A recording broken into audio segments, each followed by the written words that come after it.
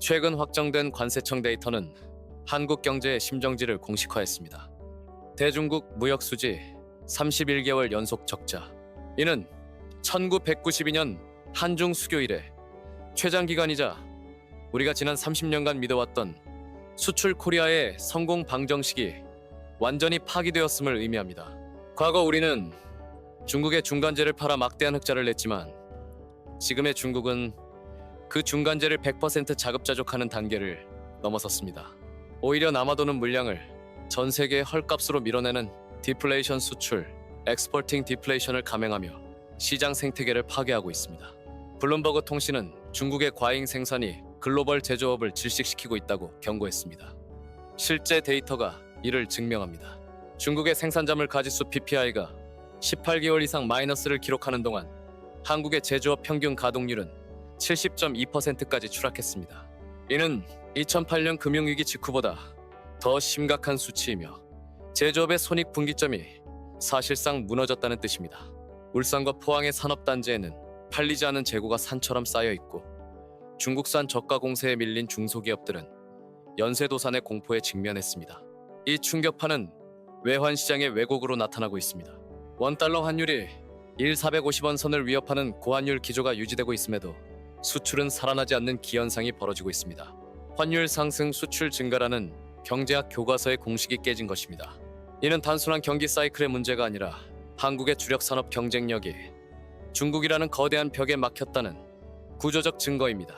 기업의 이익 감소는 곧 성과급 삭제와 고용 불안으로 이어지고 고환율로 인한 수입 물가 폭등은 가계의 실질 소득을 갉아먹고 있습니다. 우리는 지금 스태그플레이션의 입구에 서 있는 것이 아니라 이미 그 늪에 빠져들고 있습니다. 이 사태의 근본 원인은 단순한 경기 침체가 아닙니다.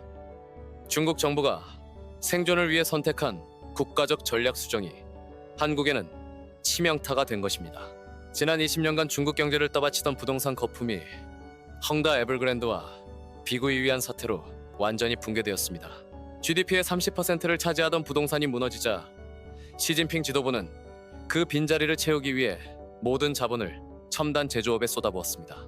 이것이 바로 최근 중국 공산당이 강조하는 새로운 품질의 생산력, New Quality Productive Forces의 실체입니다. 과거 일본이 잃어버린 30년 동안 내수 부양에 실패했던 전철을 밟지 않기 위해 중국은 전기차, 배터리, 태양광 등 이른바 3대 신산업의 생산 능력을 자국 수요의 2배 이상으로 폭발시켰습니다.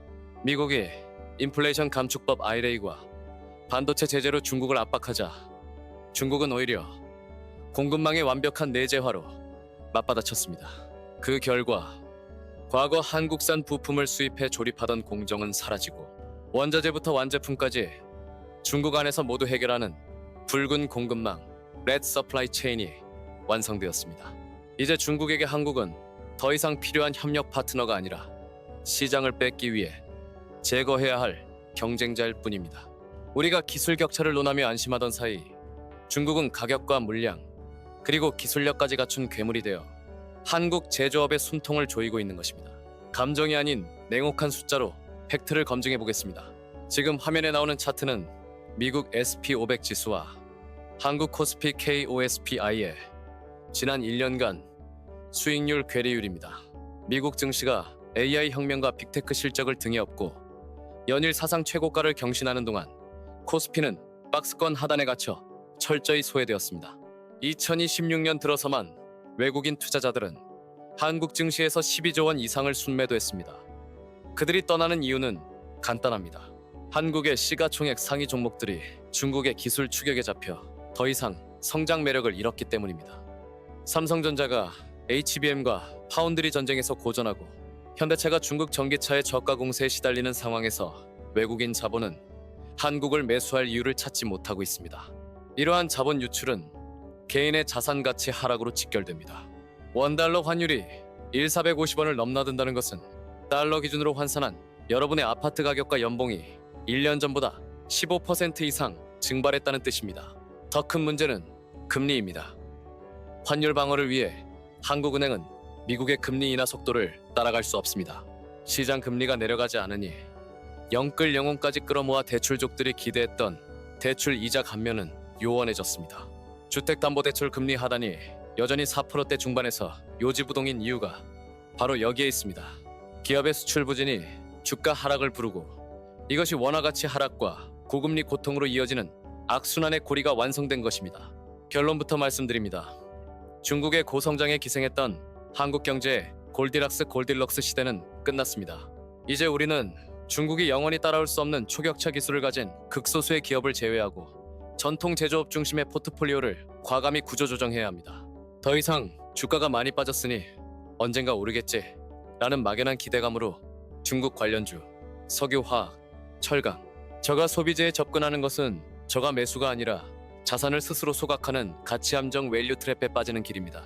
미중 패권 전쟁이 격화될수록 글로벌 스마트머니는 오직 미국 중심의 공급망과 AI 안보에 편입된 자산으로만 쏠릴 것이 자명하기 때문입니다. 개인의 생존 전략은 명확하고 냉정해야 합니다. 원화, KRW, 자산에 대한 몰빵 투자를 멈추십시오.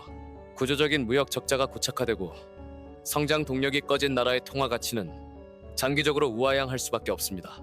여유 자금의 최소 30% 이상은 기축 통화인 달러 USD나 화폐 가치 타락을 방어할 수 있는 실물 금 골드로 분산 보유하는 것이 이제는 선택이 아닌 생존 필수 조건입니다. 부동산 또한 인구 소멸과 제조업 위기가 맞물려 지방과 수도권 외곽부터 잔혹한 옥석 가리기가 시작될 것입니다. 과거의 성공 방정식에 갇혀 변화를 거부한다면 앞으로 다가올 한국판 잃어버린 10년은 일본의 그것보다 훨씬 더 고통스럽고 참혹할 것입니다.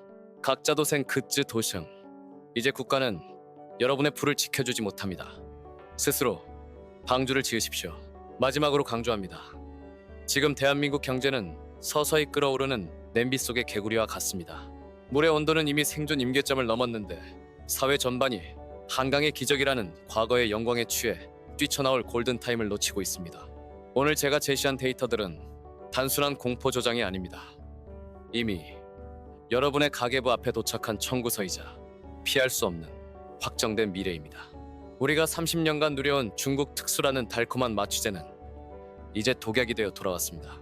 이 냉혹한 현실을 인정하지 않고 정부의 부양책이나 금리 인하 같은 일시적인 모르핀에 기대려 한다면 우리가 마주할 5년 뒤의 미래는 남미나 동남아시아 국가들이 겪었던 중진국 함정의 추락뿐일 것입니다. 기억하십시오. 자본주의 시장에서 그 누구도 여러분의 자산을 대신 지켜주지 않습니다. 끊임없이 의심하고 뉴스의 헤드라인이 아닌 돈의 흐름, 마크로 웨이브를 추적하십시오. 흐름을 읽는 자만이 이 거대한 쓰나미 위에서 살아남을 수 있습니다. 다음 시간에는 오늘 다룬 제조업 위기가 필연적으로 건드릴 수밖에 없는 한국 경제의 가장 약한 고리, 부동산 PF 프로젝트 파이낸싱 부실과 4월 위기설의 실체를 심층 분석하겠습니다. 이상 매크로 웨이브였습니다.